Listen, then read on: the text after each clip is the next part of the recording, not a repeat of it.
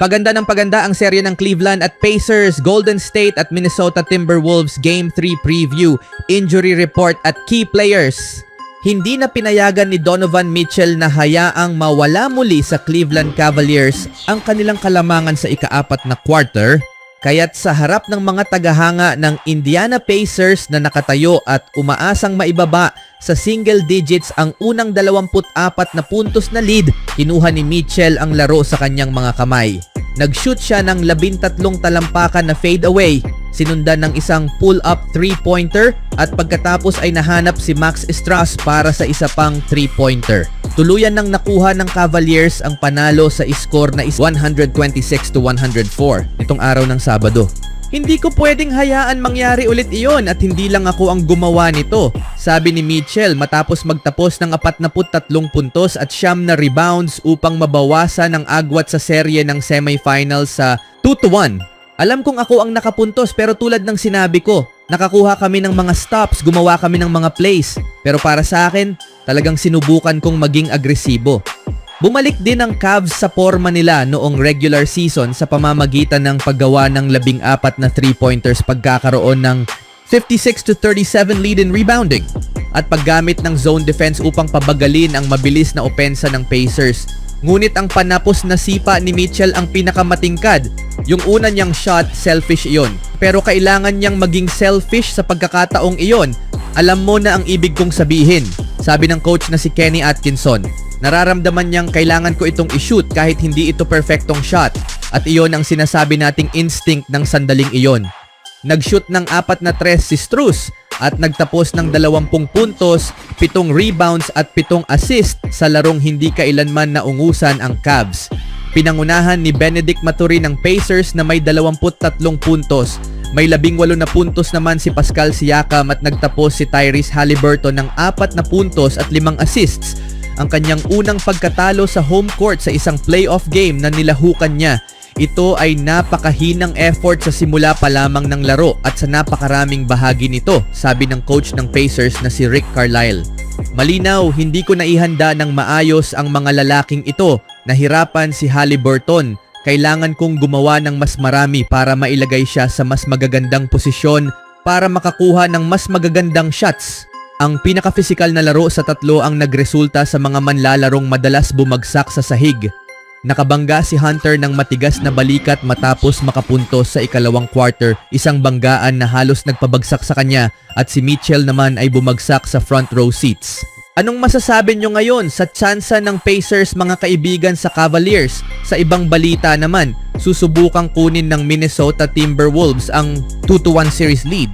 Habang makakaharap nila ang Golden State Warriors sa Game 3 ng Western Conference Semifinals sa Chase Center, nilampaso ng Timberwolves ang Warriors 117-93 sa Game 2. Nagbigay ng matinding pahayag habang pinantay ang serye bago lumipad papuntang San Francisco para sa Game 3. Pagkatapos manguna ng 56-39 in halftime, madali nilang tinapos ang laro ng walang kahirap-hirap. Bakit mananalo o makocover ng Timberwolves ang spread? Nagkaroon ng injury si Anthony Edwards sa Game 2 at inakala ng marami na hindi na siya makakabalik. Gayunman, bumalik siya sa laro at nagtapos ng malakas na may 20 puntos habang tumira ng 6 sa 13. Habang nagpapagaling si Edwards, si Julius Randle ang namayagpag sa Game 2 na may 24 na puntos habang nag-shoot ng 10 sa 17. Sa kabuuan, mahusay ang shooting ng Wolves sa buong laro. Tumama ng 50.6% from the field with 43.2% from the 3-point line. Ang tanging kapintasan ay ang mahinang free throw shooting. Tumama lamang sila ng 65%. Natalo ang Timberwolves sa rebounding battle ng tatlo. Gayunpaman, nagtala sila ng 10 steals at 5 blocks. Nagpapakita ng matinding depensang halos hindi binigyan ng puwang ang Warriors. Bukod kina Randle at Edwards, maganda rin ang laro ni Jaden McDaniels na may 16 na puntos. Samantala, umangat ang bench players. Si Naz Reid ay may 11 punto at si Nickeil Alexander-Walker ay nagdagdag ng 20 punto. Makocover ng Timberwolves ang spread kung magpapatuloy silang maging mahusay sa shooting, pipili ng tamang shots at sasamantalahin ang bawat oportunidad. Kailangang ipagpatuloy din nila ang malakas na depensa at huwag hayaang makakuha ng open shots ang Warriors. Bakit mananalo o mako-cover ng Warriors ang spread? Mawawala si Stephen Curry ng ilang laro at maaaring hindi na makabalik kung hindi mananalo ang Warriors nang wala siya. Sa kasamaang palad, hindi maganda ang kalagayan ng Warriors ngayon at nasa bingit sila ng pagkaalis sa playoffs kung hindi nila makakayanan ang pagkawala ni Curry. Kaya naman kailangan ng isang manlalaro na pumalit sa kanyang papel at buhatin ang team. Sa kabila ng mga balakid, kumpiyansa si Jimmy Butler na kaya pa ring manalo ng Warriors sa seryeng ito kahit wala si Curry. Hindi naman pangit ang laro ni Butler pero maaaring mas gumanda pa ito. Nagtapos siya ng 17 puntos habang nag-shoot ng 6 sa 13. Samantala, nahirapan si Buddy Hield na nagtala ng 15 puntos ngunit 5 sa 14 lamang ang shooting. Si Brandon Podziemski ay nagdagdag ng 11 punto habang nag-shoot ng 4 sa siyam. Malakas din ang bench ng Warriors. Si Jonathan Kuminga ay nagtala ng 18 puntos, 8 sa 11 shooting at si Trayce Jackson-Davis ay may 15. Malas sa shooting ang Warriors sa buong laro, tumama lamang ng 44.7% from the field with 28.1% from long range. Hirap din sila sa free throws with 64%. Bahagya nilang napanalunan ang rebounding battle ng 3. Gayunman, 8 lang ang steals nila at 2 beses lang nakablock. Bukod pa rito, napakasablay nila sa bola, nagkaroon ng 17 turnovers. Ngunit paano sila maglalaro nang wala si Curry?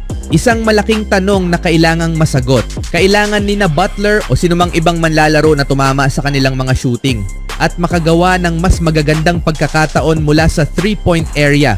Mako-cover ng Warriors ang spread kung magagawa ni na Butler at Hield na buhatin ang team at makapag-shoot ng mataas na kalidad ng mga shots habang nakukuha ang maagang lead sabay ang pagganyak mula sa crowd. Pagkatapos, kailangan nilang bantayan ng husto sina Randle at Edwards at pigilan ang Timberwolves sa pag-init mula sa 3-point line. Final Timberwolves Warriors Game 3 prediction and pick. Noong nakaraang season, 3 team ang naglaro ng Game 3 sa bahay na tabla ang serye sa isa. Gayunman, isa lang sa mga koponang yon ang nanalo ng Game 3 sa home court. Ang Timberwolves, Warriors at Detroit Pistons ay pawang naglaro ng Game 3 sa home court sa first round. Malaki ang pagkakaiba dahil parehong nanalo ang Warriors at Wolves ng Game 3 habang natalo ang Pistons. Ayon sa mga expert, bagamat malalim ang lineup ng Warriors, ipinakita rin nila kung gaano kahalaga si Curry at ang pagkawala niya ay nakasira sa kanilang tsansa sa Game 3. Sa kabilang banda, mas lalong lumalalim ang Timberwolves at nahanap nila ang paraan para tapusin agad ang laro laban sa Warriors. Kahit pa sa San Francisco ang laro, mahirap makita ang Warriors na makakaligtas nang wala si Curry. Para sa karamihan, mananalo ang Timberwolves sa larong ito at mako-cover ang spread sa kanilang biyahe. Pero para sa inyo mga kaibigan, sino sa tingin nyo ang mananalo? Even when you feel low, you can still go. Even when you feel slow, you can still go. Even when there's no hope, you can still go. I never answer to no, man, I still go. Go, go.